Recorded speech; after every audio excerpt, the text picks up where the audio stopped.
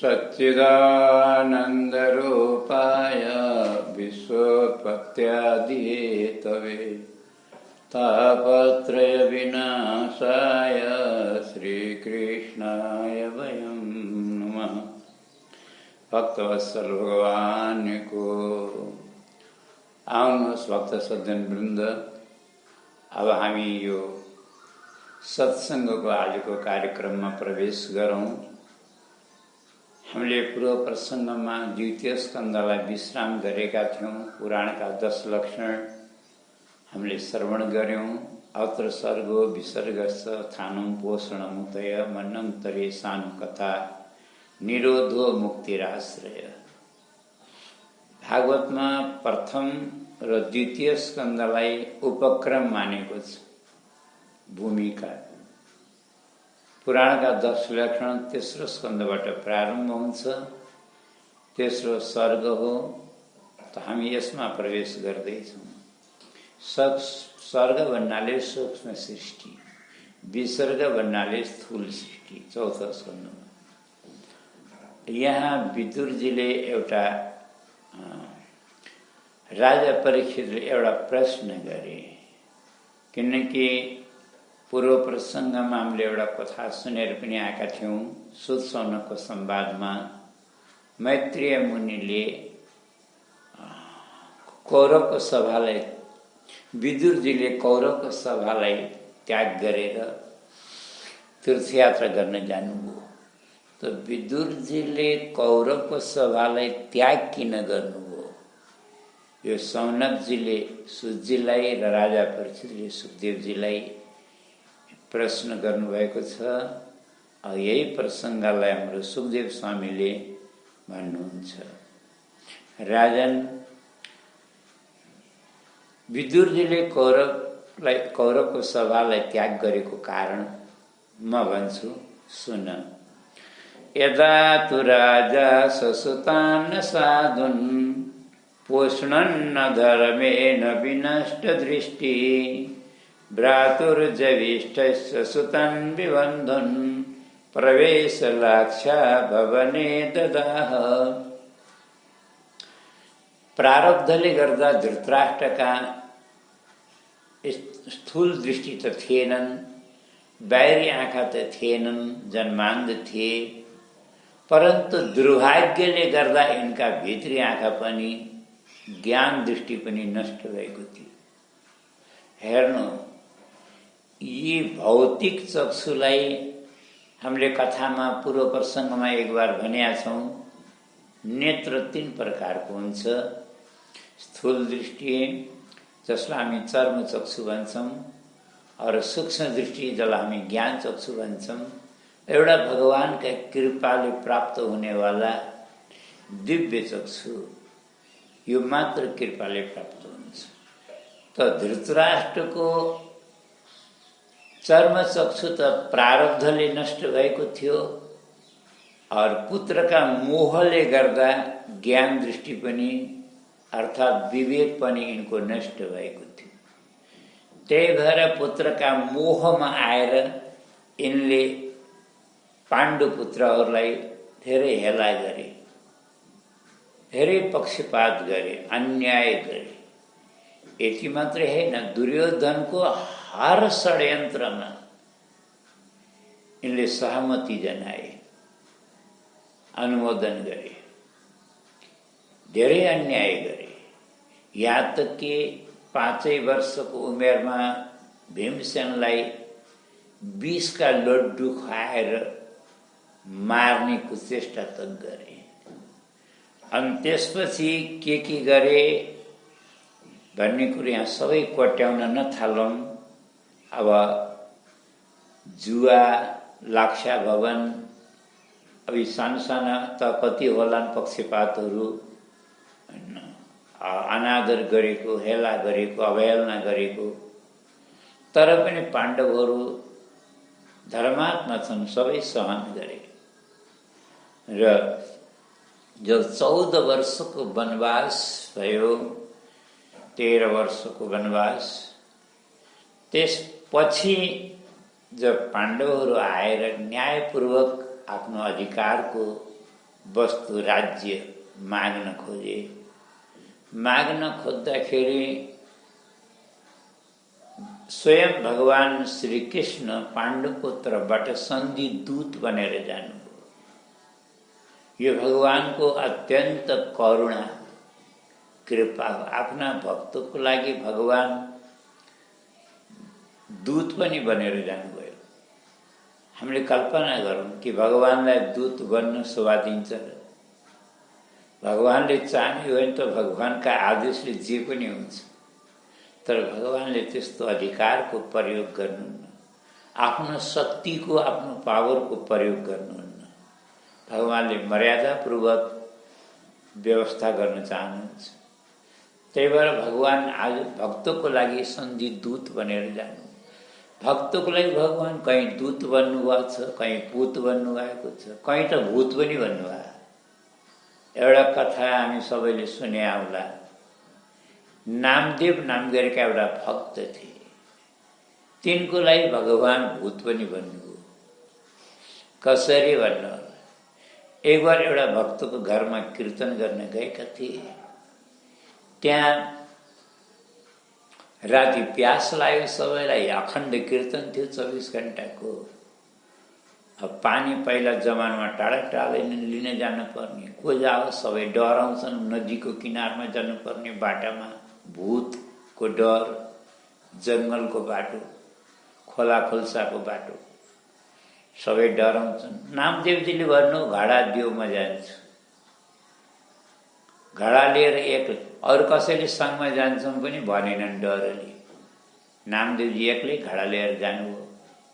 नदीमा नपुग्दै बाटामा एउटा खोल्स थियो जङ्गलमा, त्यहाँ साँच्चैको भूत बस्थ्यो।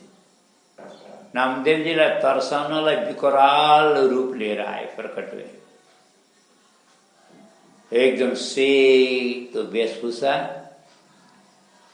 स्वरूप यति लामो कि आकाशको बादललाई छुने उसको शिरले, हातले वारिपारीको पहाडका चुचुराहरूलाई स्पर्श गर्ने, लम्बा चौडा, पछाडि उसको सैकडौं अरू भूत प्रेतहरू। उस्तै मान्छेको भए सातो जान्थ्यो। पर नामदेवजी त घडा भैँमा राखेर ताली बजाएर नाचन लाग्नुभयो, कीर्तन गर्दै। ये आए मेरे लम्बकनाथ भन्नुहुन्छ। नामै राखिदिनु भयो लम्बकनाथ, किन लामै लामा छ, लम्बकनाथ। ये आए मेरे लम्बकनाथ, धरती पाव स्वर्ग लो माथो, योजन भरी भरी हाथ। ये आए मेरे लम्बकनाथ भन्दै ताली बजाउँदै नाचे। भूतबाट भगवान प्रकट हुनु, प्रकट हुनै पर्यो। भक्तको विश्वास। भगवानले भन्नु नामा तिमीलाई भूतदेखि पनि डर लाग्दैन? नामदेवले भने प्रभु एउटा कुरा बताउनुहोस् अनि डराउँछ। भन्नु के हो? तपाईँ भूतमा हुनुहुन्छ कि नै? जब मान्छेले कण कणमा भगवान बस्नुहुन्छ, वास गर्नुहुन्छ, सर्वव्यापक हुनुहुन्छ, भगवान कण कणमा हुनुहुन्छ भन्छन्। अझ कण कणमा भएपछि भूतमा हुनुहुन्छ कि हुनुहुन्न? भगवानले भन्नु भूतमा पनि छु। जब स्वयं हजुर भूतको अन्तरात्मामा हजुर आफै बस्नु भएको छ भने म कोसँग डराउँ त? भगवानले उठाएर हृदय लगाउनु भयो। धन्य हो तिम्रो दृष्टि। अर्थात् भन्न खोजेको कुरा यो हो, भगवान भूतबाट पनि प्रकट हुनुहुन्छ भक्तको लागि। कसैका पुत बन्नु हो, देवकीका, कौशल्याका, देख्नु होला कि यशोदाका, देवहूतिका, अदिति माताका सब पुतै पुत भन्नुभयो। और यहाँ पाण्डवका सन्धि दूत बनेर जानुभयो। सभामा गएर भगवानको सबैले सम्मान गरे, आसन टक्र्याए। भगवानले सम्बोधन गर्नुभयो धृतराष्ट्रलाई। राजन, हजुरले कल्याण चाहनुहुन्छ, कुलको मङ्गल चाहनुहुन्छ भने यो महाभारतको लडाईँ हुन नदिनुहोस्। सबै हजुरको हातमा छ। हजुरले चाह्यो भने लडाईँ बन्द हुन्छ। लाखौं प्राणी मर्छन्, अनावश्यक सबैको ज्यान जान्छ, रगतको नदी बग्छ। यो विनाश, यो संहार रोक्नुहोस् राजन, रोक्नुहोस्। यो हजुरको हातमा छ, हजुरको मुठ्ठीमा छ। हेर्नुहोस्, खान र बाँच्न सबैको अधिकार छ। मैले हजुरका पुत्रहरूलाई अन्याय होस् भन्दिनँ, अन्याय गर्न चाहन्न। नियमतः हजुरलाई पनि थाहा छ, यो राज्य त पाण्डु राजाकै हो। पाण्डुले हजुरलाई त व्यवस्था गर्नको लागि थातीको रूपमा दिएका थिए। हक पाण्डवहरूमै जान्छ। तर पनि मैले सबै राज्य हजुरले पाण्डवलाई दिएर हजुरका छोरा भोकै बसुन् भनेको होइन। एउटा काम गर्नुहोस्, यो राज्यलाई 2 भागमा विभाजित गर्नुहोस्। आधा राज्य पाण्डवलाई दिनुहोस्, आधा राज्य आफ्ना पुत्रलाई दिनुहोस्। यसमा पनि मेरा त 100 पुत्र छन्, पाण्डुका 5 मात्रै छन्। मेरा छोरालाई थोरै हुन्छ, अन्याय हुन्छ भन्नुहुन्छ भने म दोस्रो उपाय बताउँछु। राज्यका 105 टुक्रा गर्नुहोस् र सबै पुत्रलाई बराबर बाँडिदिनुहोस्। यसमा त कसैलाई भेदभाव पक्षपात हुँदैन र कोही भोकै मर्दैन। अनि यो पनि यदि गर्न चाहनुहुन्न भने म तेस्रो उपाय पनि बताउँछु। 5 वटा गाउँ पाण्डवलाई दिनुहोस्, जीविकाको लागि, बाँच्नको लागि, खानको लागि। अब 5 वटा गाउँ भनेको त कोही ठुलो कुरा होइन। वास्तवमा पहिला जमानामा साधारण नोकर चाकरले, कोही सेवकले कोही विशेष काम गर्थे भने राजा महाराजाहरूले प्रसन्न भएर 2-4 गाउँ त इनाममा दिन्थे, पुरस्कार दिन्थे। भने 5 वटा पाण्डवलाई 5 वटा गाउँ दिनु कत्रो ठुलो कुरा हो। भगवानले 4 वटा गाउँ 4 दिशामा बताउनु, 5मा आफ्ना मर्जीले जहाँ दिने दिनुहोस्। पाण्डव त मेरो वचन काट्न सक्दैनन्। मैले भने पाण्डवले चित्त बुझाउँछन्। पाण्डवलाई सन्तोष गराउने मेरो जिम्मेवारी भयो। धृतराष्ट्रले पनि सोचे यो त सही कुरा हो। 5 वटा गाउँ दिएर समग्र राष्ट्र बच्छ भने विनाश रोकिन्छ, लडाईँ रोकिन्छ भने यो त सामान्य कुरा। दुर्योधनलाई फकाए, बाबु मान्ने कुरा, तेरो हित यसैमा छ। राज्य तैँले पाउँछस्, एक छत्र राज्य तँ गर्छस्, 5 वटा गाउँमा गुजारा गरेर पाण्डव बस्छन्। दुर्योधनले भन्नु ठिकै छ पिताजी, हजुरले भन्नुहुन्छ भने। भगवानले भन्नु त्यसै हुँदैन, लेखापढी गरेर सबले दस्तखत गर। किनभने राजन म तपाईँको विश्वास गर्न सक्छु, परन्तु तपाईँका छोराहरूको नै। यिनीहरूको विचार मिनटमा परिवर्तन हुन्छ।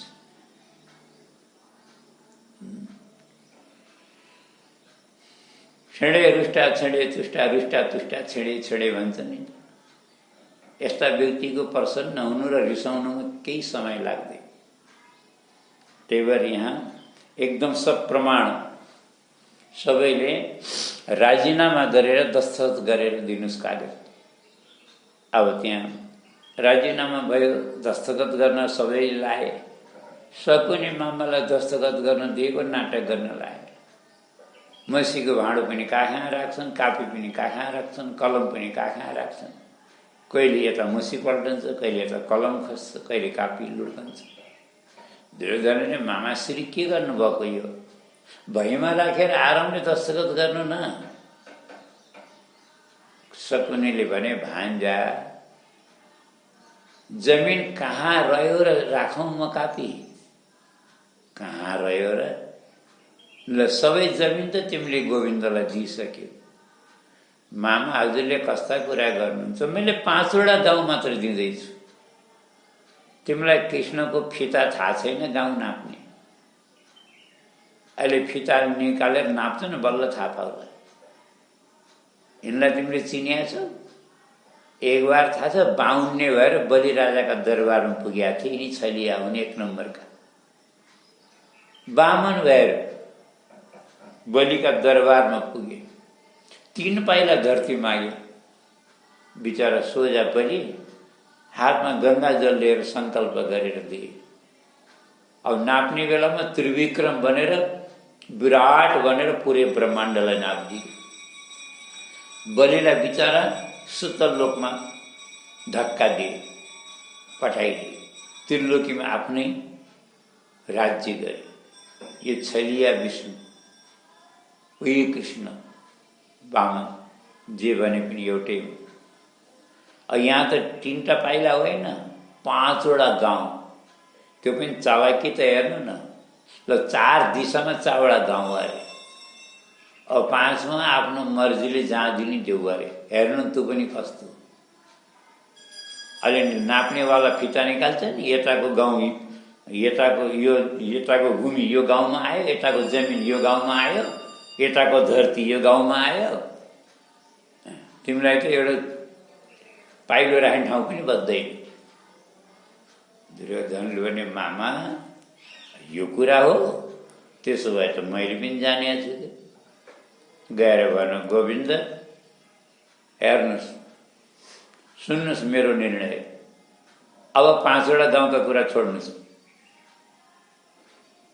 अब त सिगाको टुप्पो राख्ने जति ठाउँ पनि पाण्डवलाई दिन्न।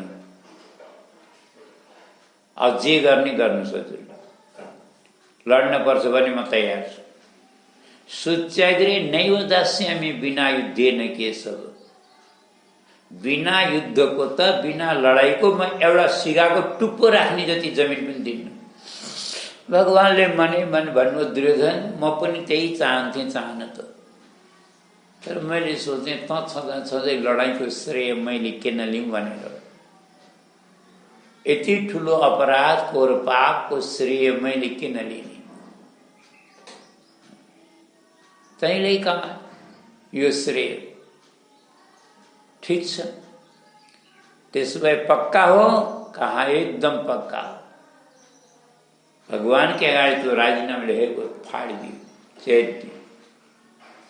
ठिक छ, त्यसो भए अब रणभूमिमै भेट होला, म जान्छु। भगवान उठेर जान लाग्नुभयो।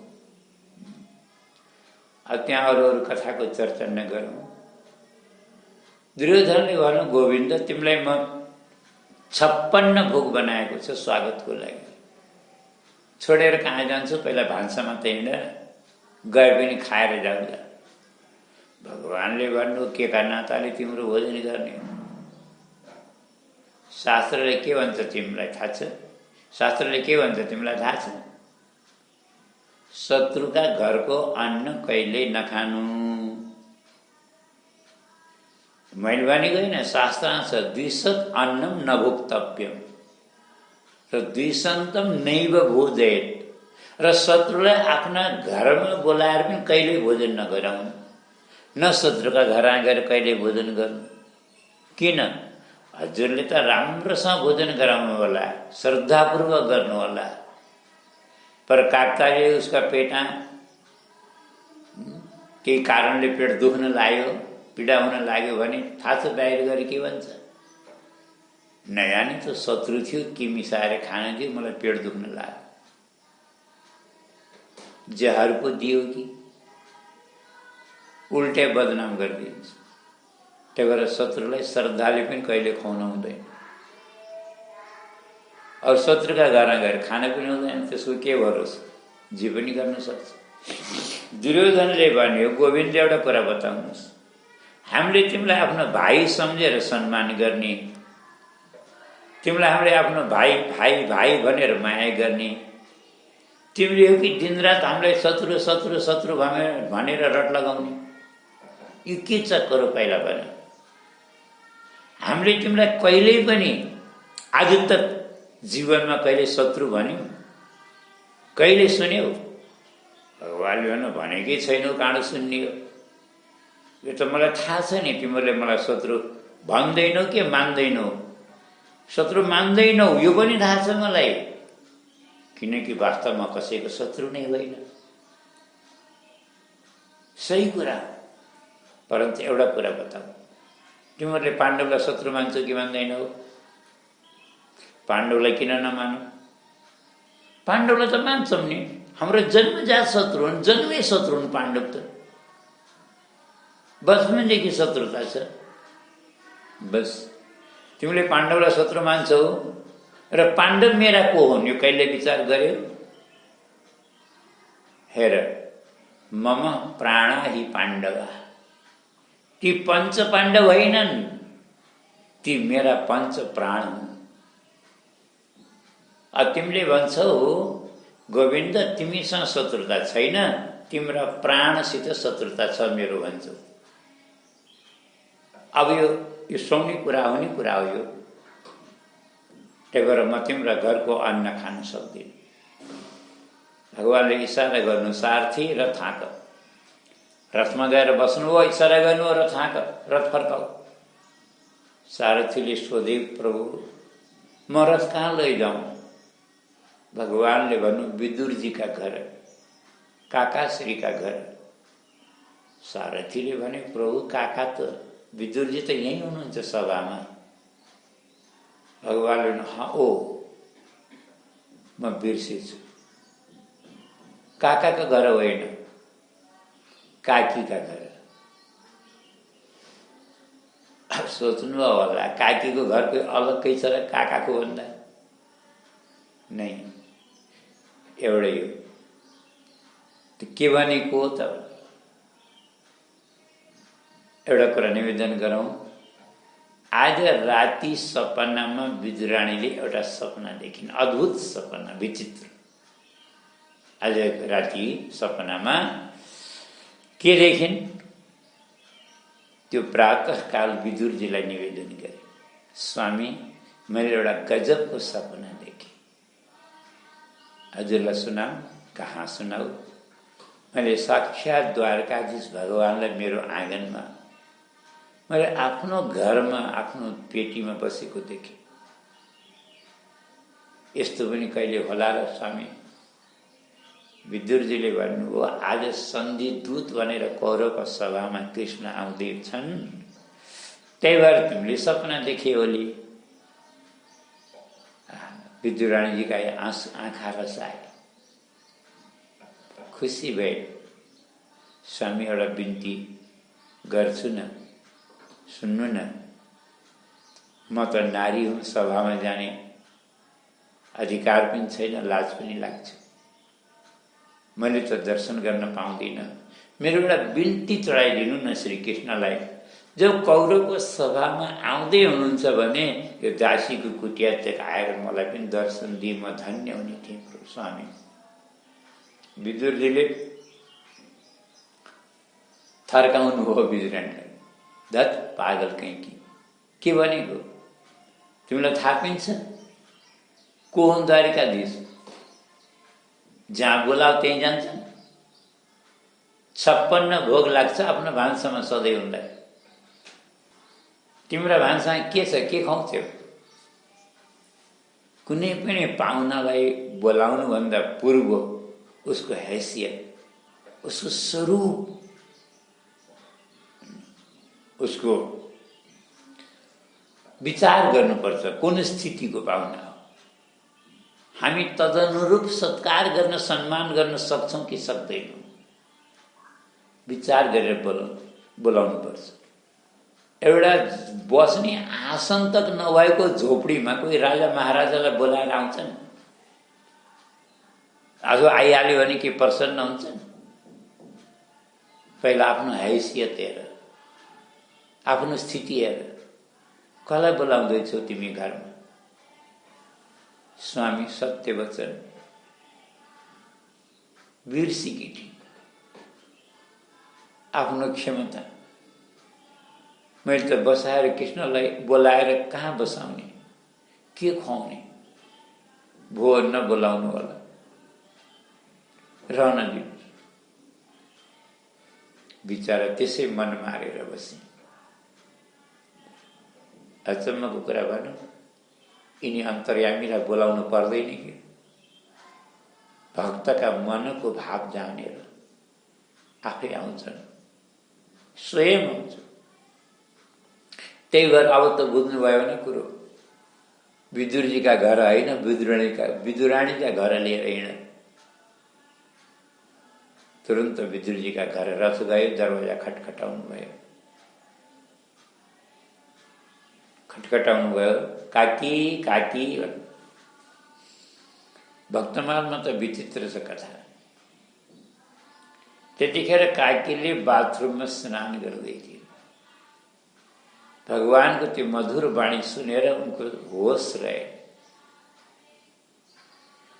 राम्रोसँग कपडा वस्त्र पहिर्ने होस पनि रहे। त्यसै पागल जस्तै अस्तव्यस्त वस्त्रमा साडी लपेटेर बाहिर आए। भगवानलाई देखेर आँगनमा नाच्न लागे। म दासीको झोपडीमा आज द्वारकाधीश कृष्ण पाल्नुभयो। खुसी भएर नाच्न लागे। भगवानले भन्नुभयो, काकी नाचेर मात्रै पेट भरिन्न कि, भोको छु, मलाई झुट बोल्न आउँदैन। दुर्योधनको 56 भोक ठुक्राएर आएको खरो आयो। पानी पनि पिएन त्यहाँ। मैले भोक लाहा। बिचार एउटा कुरा बता, मै भन्ने मान्छेका घर आए पनि जतिखेर भनौँ त्यतिखेर त भोजन तयार हुँदैन, हुन्छ, बनाउनु त पर्छ होला नि। पर बिचारीका घरमा त बनाउने साधन पनि छैन, उपाय पनि छैन। धन्न भाग्यले एउटा केराको घरी पाक्या रहेछ। भित्रकै पुरै सिङ्गे घरी उठाएर लिएर आए।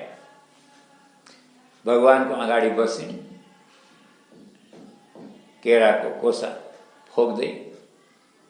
गुदो त भुइँमा फालिछन्, बोक्रा लगेर भगवान। किन भन्नु होला? किनकि सुधी बुद्धि त छैन, होस त छैन। ध्यान जति भगवानको बाँकी झाँकीमा अड्किया छ। कहिले ती मकराकृत कुण्डल हेर्छिन्, कहिले घुङ्रावली ती अलकावलीलाई हेर्छिन्, कहिले त्यो कुण्ड मुकुटलाई हेर्छिन्, कहिले भगवानको त्यो बाँकी झाँकीलाई हेर्छिन्। श्यामल शरीरलाई, सुन्दरतालाई, मनमोहक मूर्तिलाई हेरेर ध्यान जति त्यो छविमा अड्केको छ। अकाम केरा खुवाउने गरिकन कहाँ राम्रो होस्। गुदा भुइँमा फाल्छन्, बोक्रोलर भगवानका हात। अब भगवान पनि होस् छैन कि? भगवानले पनि त भन्नुहुन्छ त, ये यथा माम प्रपद्यन्ते तां तथैव भजाम्यहम्। भक्त जसरी जस्तै मेरो ध्यान गर्छ, म त्यस्तै उसको ध्यान गर्छु। त भगवानले फेरि विदुराणीको त्यो भाव हेर्नुभयो, त्यो प्रेम, त्यो भक्ति, अद्भुत गदगद हुनुभयो। त्यही भएर त्यो बोक्रा समाउँदै खाँदै। अब यता के भयो? दुर्योधनले शान्तिले कहाँ बस्या? कृष्ण भोकै त छ, 56 भोक ठुक्राएर गए। कहीँ त गएर खाला नि, कहाँ गएर खान्छ? गुप्तचरलाई आयो हेर्नलाई, यसको पिछा गर, यो गोविन्द कहाँ गएर खाँदा रहे, कहाँ जाँदो रहेछ? गुप्तचरले पिछा गरेका थियो। भगवान विदुरजीका घरमा घुसेको देखेर गुप्तचरले गएर सभामा भन्यो, सरकार सरकार, श्री कृष्ण त विदुरजीका घरभित्र घुसे। अब यति भएपछि के चाहियो दुर्योधनलाई?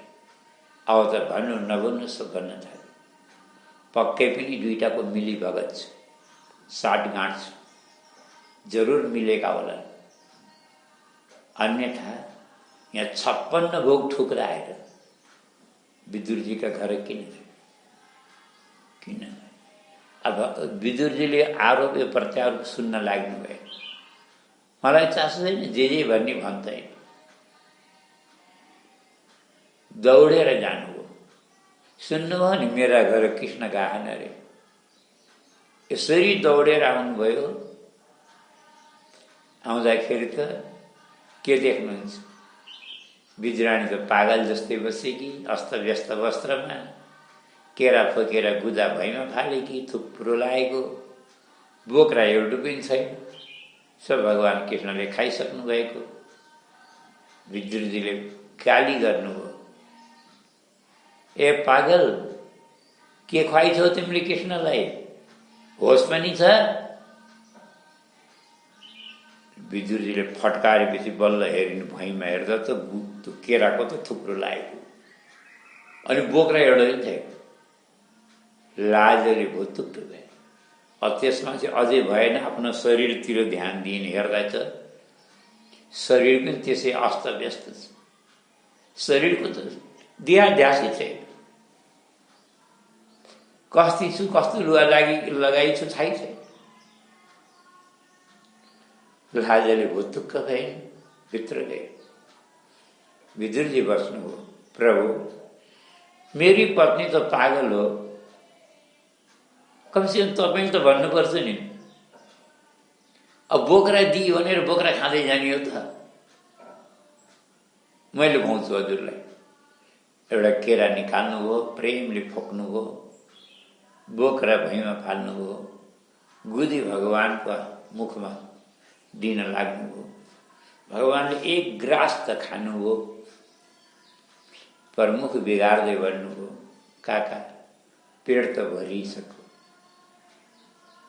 विदुरजीले भन्नु, किन नभरियोस्, विश्वात्माको पेट त भयो, त्यसै भरिन्छ कि।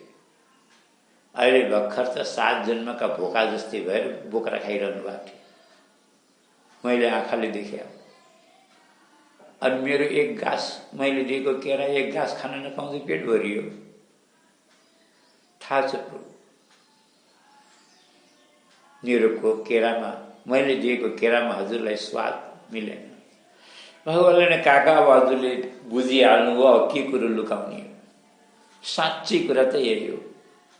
काकीले दिएको बोक्रामा जो स्वाद थियो, जो रस थियो, हजुरको गुजामा पनि छैन।